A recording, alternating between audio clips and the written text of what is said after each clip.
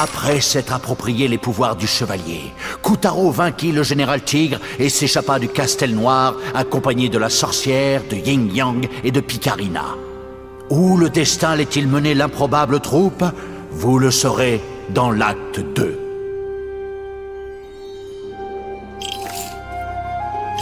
Et à présent, continuons notre aventure.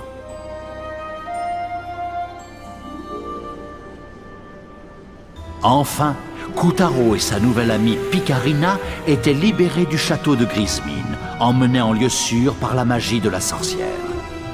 Nos fugitifs ayant besoin d'une cachette, ils se réfugièrent dans le Castel Blanc, le palais aérien depuis lequel régnait autrefois la déesse lunaire. En ces temps heureux, le Castel Blanc resplendissait, vision enchanteresse. Mais les ténèbres qui régnaient désormais avaient terni son éclat et rongé la pierre de ses murs et de ses colonnes.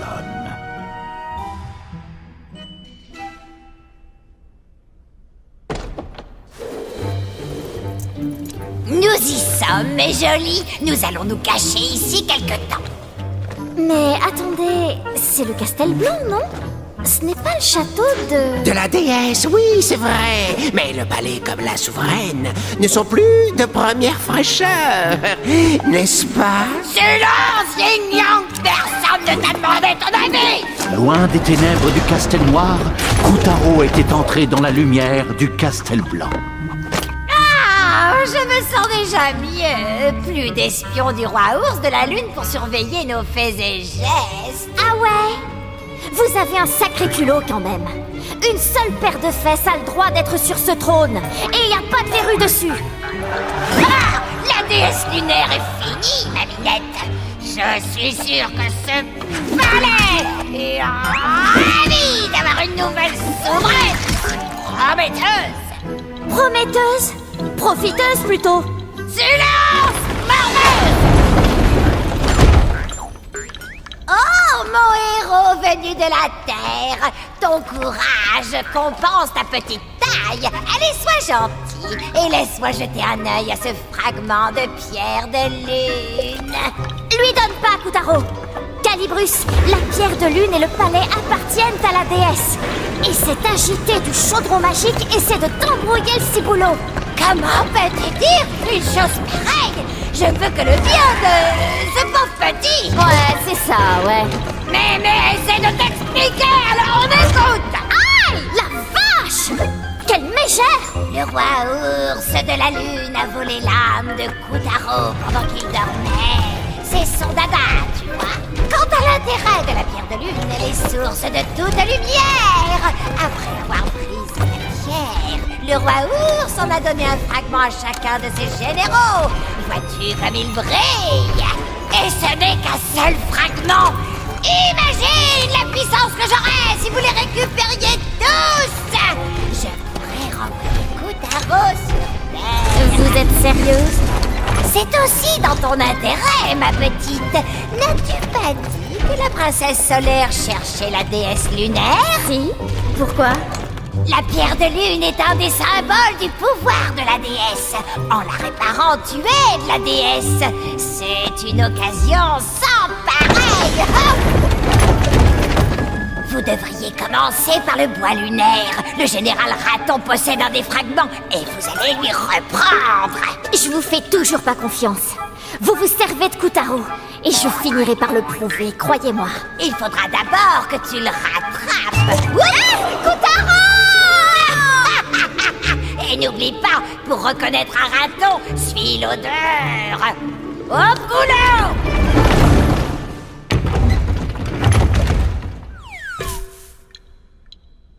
Ainsi, après une chute vertigineuse, Kotaro se retrouva dans un bosquet au plus profond du bois lunaire. Cette vieille folle est trop... Bleh! Comment on est censé trouver ce rongeur dans une forêt aussi grande?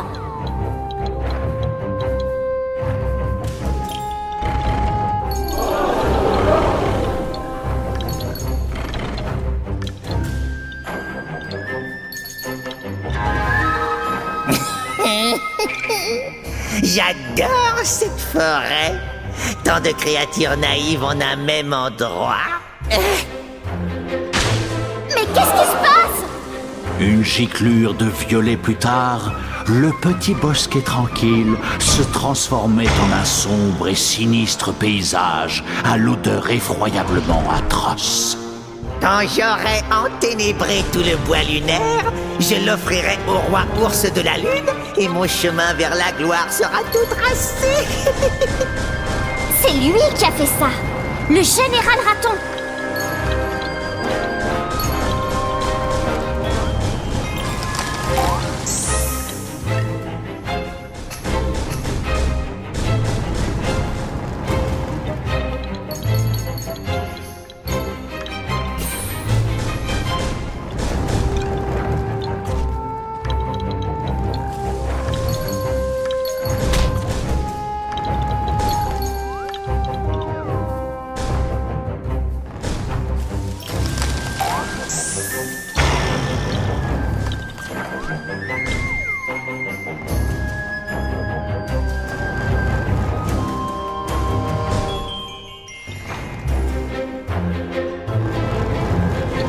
D'ordinaire, les bambous sont des individus plutôt droits. Mais ceux-ci avaient des crocs et comptaient bien s'en servir contre Kotaro.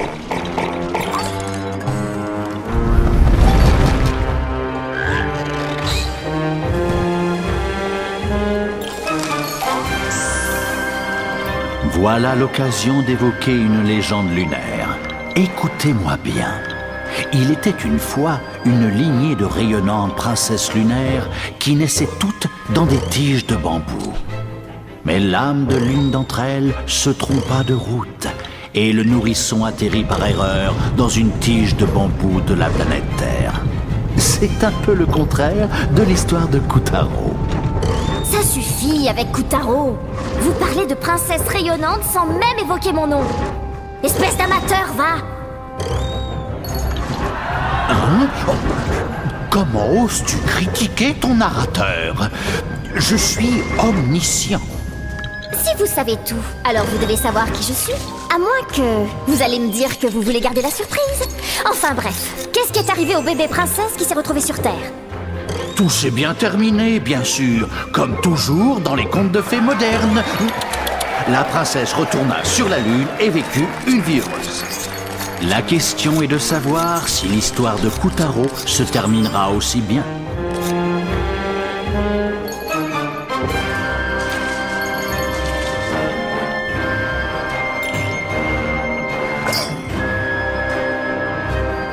Ah, c'est crado! Une chenille! Une tête de chenille? La classe!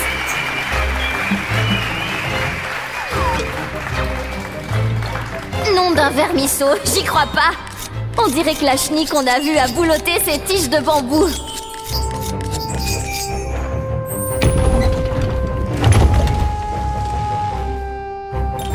Oh, un drapeau Koinobori. Et ça, c'est un panda?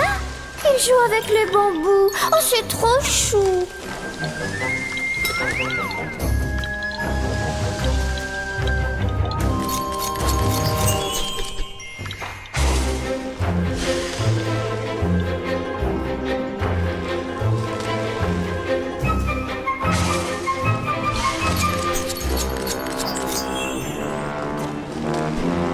Regarde, c'est une pousse.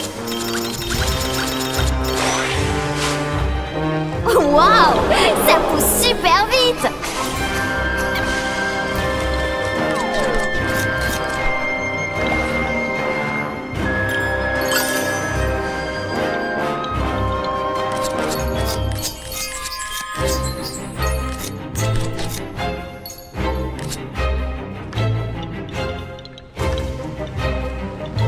Encore un Koinobori, rouge celui-là. Ces drapeaux poissons, ou Koinobori, représentent les carpes qui remontent les rivières afin de devenir des dragons. Ils symbolisent traditionnellement la santé et la force.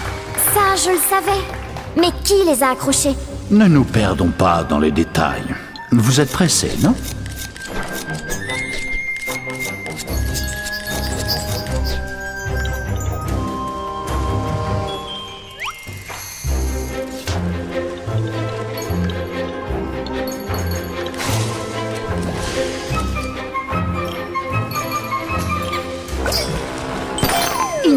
panda? Cool! Non mais t'imagines un peu tout ce que tu vas pouvoir faire avec ça?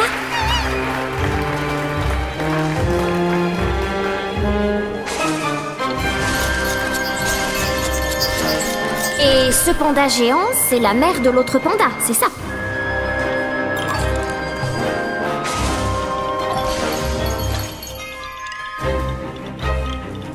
La substance violette et visqueuse de Raton avait déjà contaminé les eaux cristallines du bois lunaire et transformé les paisibles poissons de la rivière en démons féroces et avides de chair fraîche. Eh, je pense à un truc. Tu crois pas que Raton pourrait se cacher plus haut au sommet de la cascade?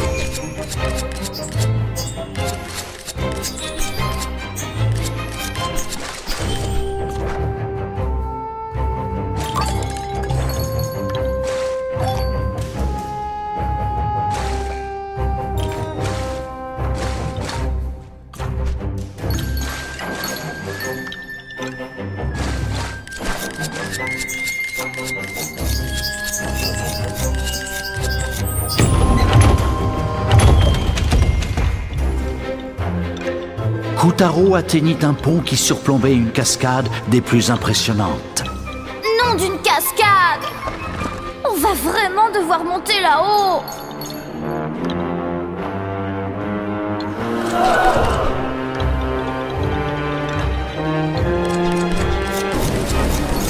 Continue de grimper et regarde pas en bas!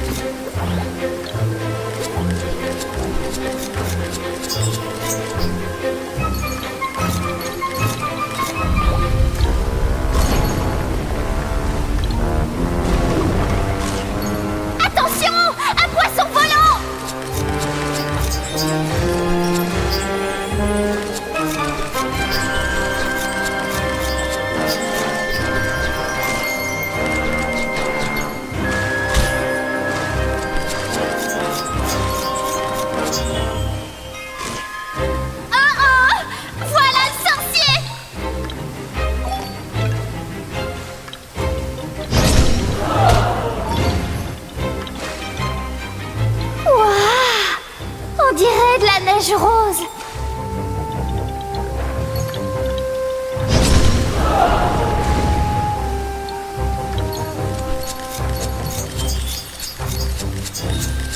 Est-ce que c'est un poteau à Koinobori?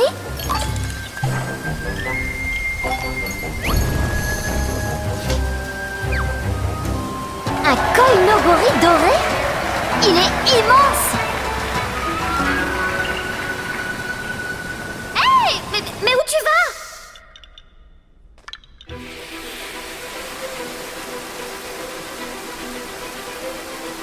Au contraire des carpes sauvages, dont les écailles sont d'un affreux marron gris, les koi sont une variété domestique appréciée pour leurs couleurs variées. Par exemple, celle que chevauche Kotaro est une yamabuki dorée. Moi, personnellement, je préfère les sankés tricolores. Cet équilibre parfait entre les taches rouges et noires sur fond blanc, ça me donne des frissons. Très poétique, Jacques. Mais là, c'est un drapeau. Un drapeau en polyester. Du polyester doré, mais du polyester quand même.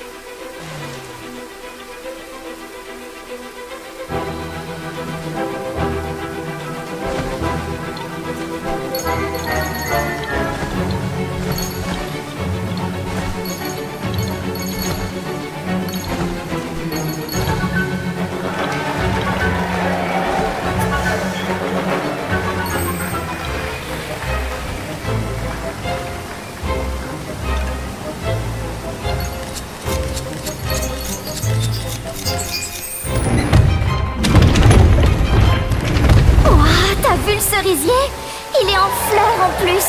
C'est trop beau.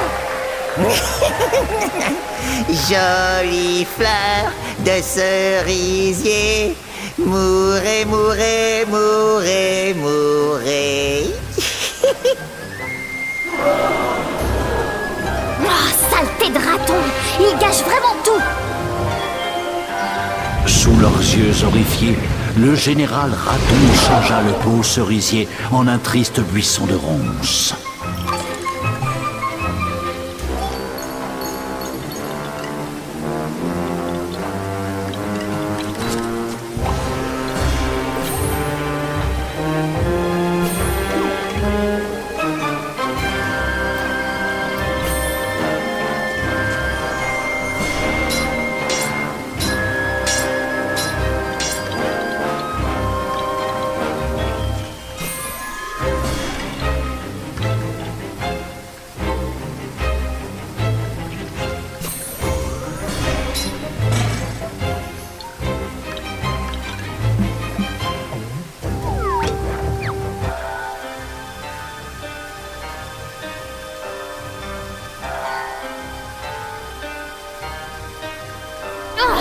La chenille s'est empapillonnée.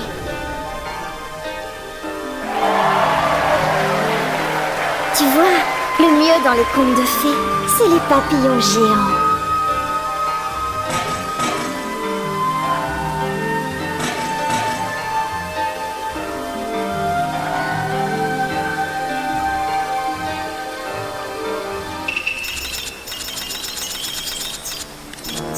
Merci, mon pote. T'es le meilleur.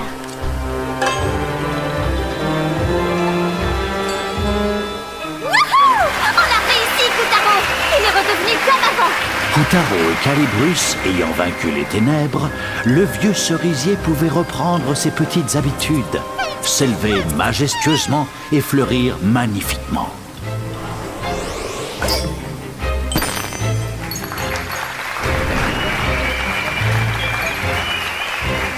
Dans la grotte mystique cachée sous la cascade, notre héros découvrit un étrange parchemin qui ne pouvait être qu'important.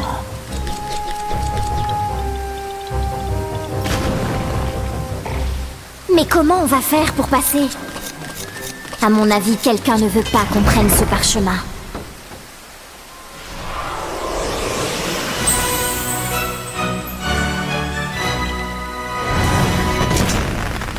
Et c'est ainsi que Kutaro obtint les pouvoirs du ninja. Nin nin. Nin nin. Ninja! Bravo, Kutaro! Tu possèdes maintenant les pouvoirs du chevalier et ceux du nin! Qui a éteint la lumière? Luna Candela! Bizarre! Ça marche d'habitude! Kutaro, utilise les pouvoirs du ninja pour éclairer la grotte!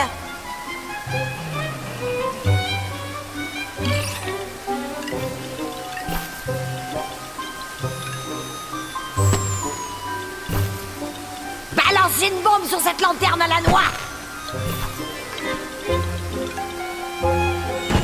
Je n'y vois rien. Recommence.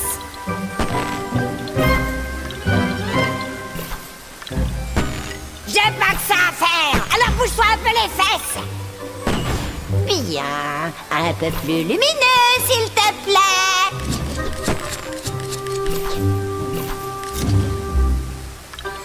Brave garçon. Enfin, on a de la lumière. Et c'est trop lumineux, là. Sale gosse. On voit toutes mes verrues.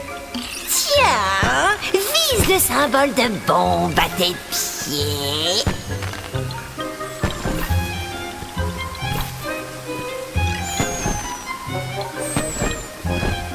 Allez, un dernier test. Vise-moi avec une bombe. Nine!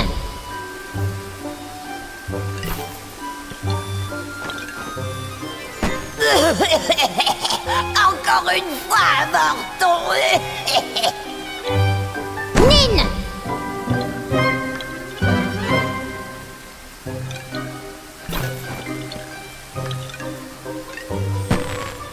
Continue! Allez, bouge-toi! Nine!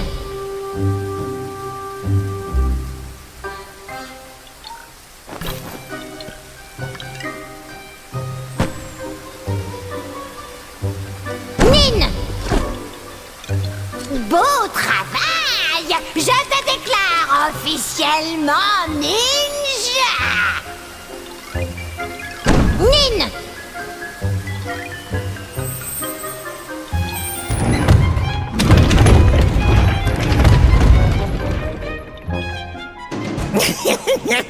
Le sanctuaire du bois lunaire.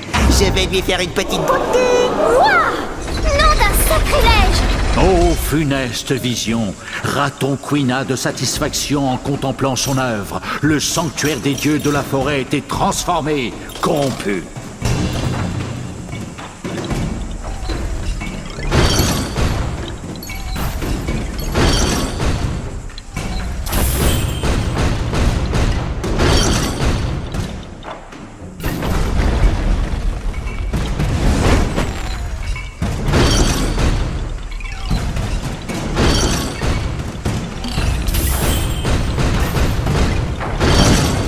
Suis-le, Kutaro!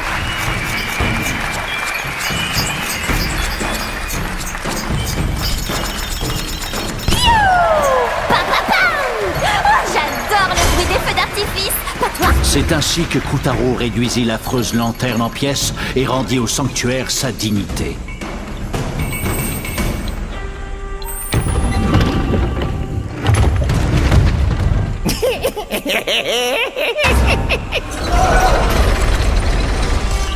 Les pouvoirs du Tori à l'entrée du sanctuaire avaient été anéantis par des chaînes magiques.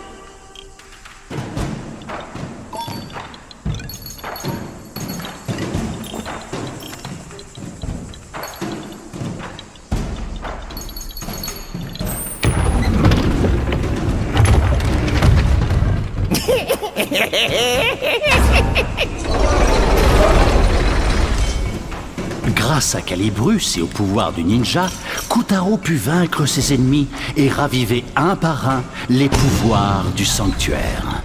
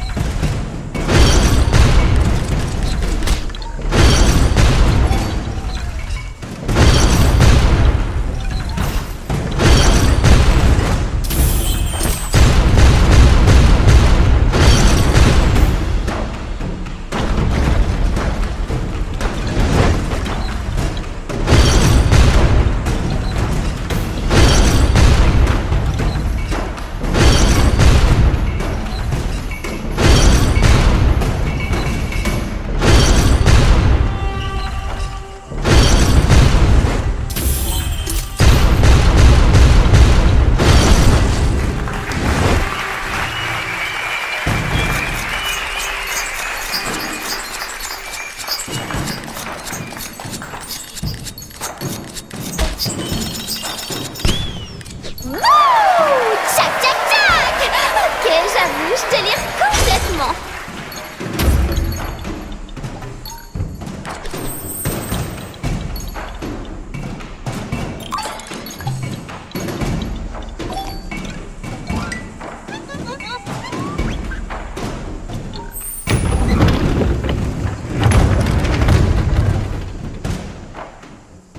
Et maintenant, je vais mettre le feu. Soudain, l'immense portail se transforma en escuyer. Un des répugnants serviteurs du roi ours, apparemment bien décidé à mener le combat tambour battant. Est-ce que tu as vu ça, Kotaro? Balance une bombe sur le tambour taiko qui brille.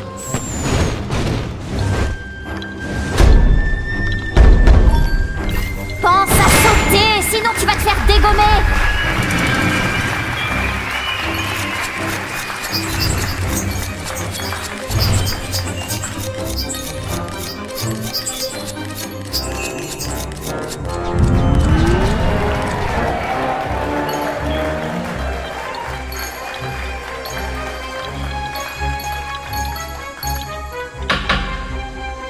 Le combat fut épique. Kotaro évitait les flammes et les redoutables gourdins sautant de taiko en taiko.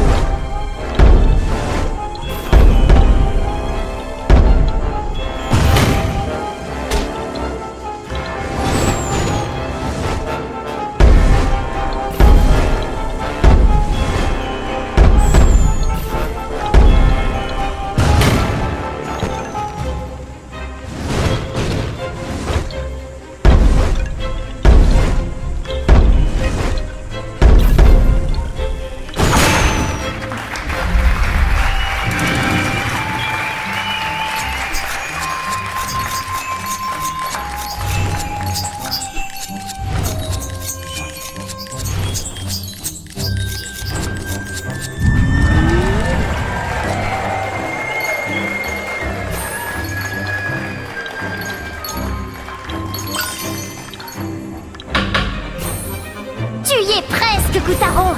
Il joue les durs, mais je vois la peur dans ses yeux. Tu dois libérer ses âmes.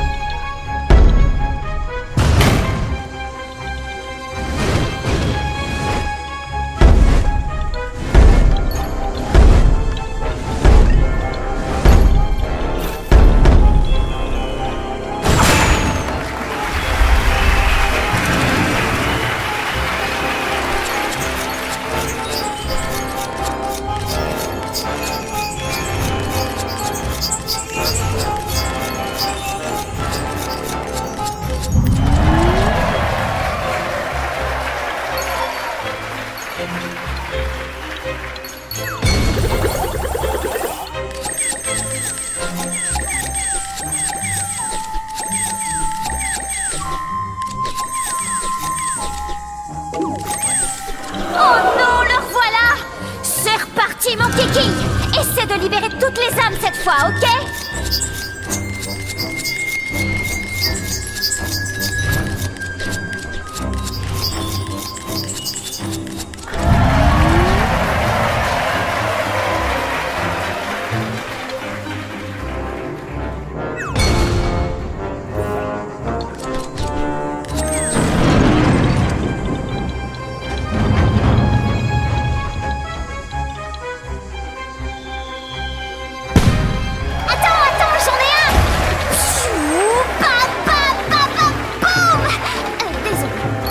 Beau travail, Kutaro.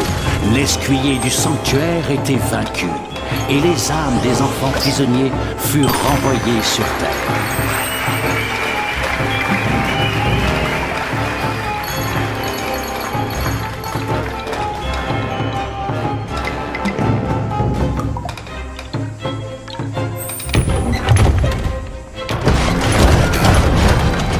Calibrus! Non! Mes ciseaux! Ah, je ne veux pas redevenir un...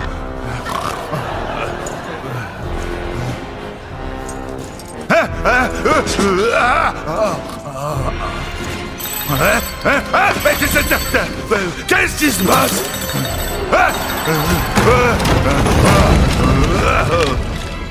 Quoi? J'espère que c'est important! Sinon...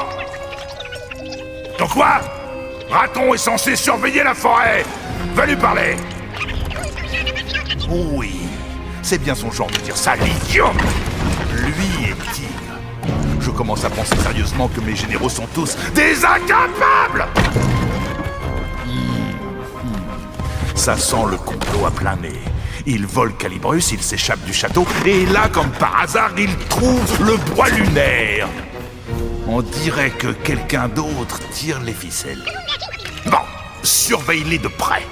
Il est temps que je mette ma truffe là-dedans.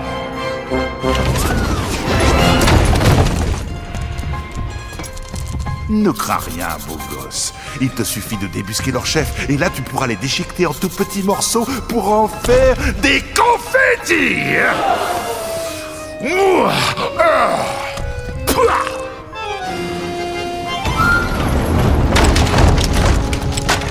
Laisse tomber la production de venin. Kutaro a été vu dans le bois lunaire. Raton aurait donc échoué dans sa mission. Un seul mot, sire. Et je vous débarrasse de ces vermissons. Très bien. Débarrasse-moi de ce morpion de Kutaro. Peu importe comment, tu seras récompensé. Ma récompense sera sa mort. J'écraserai tout ce qui se dressera sur mon passage.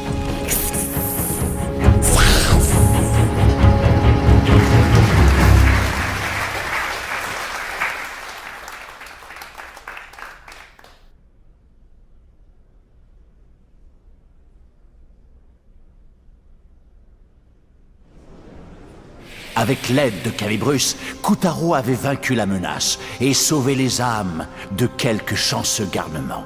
Bien joué, Kutaro. Les âmes libérées étaient déjà en route pour la Terre.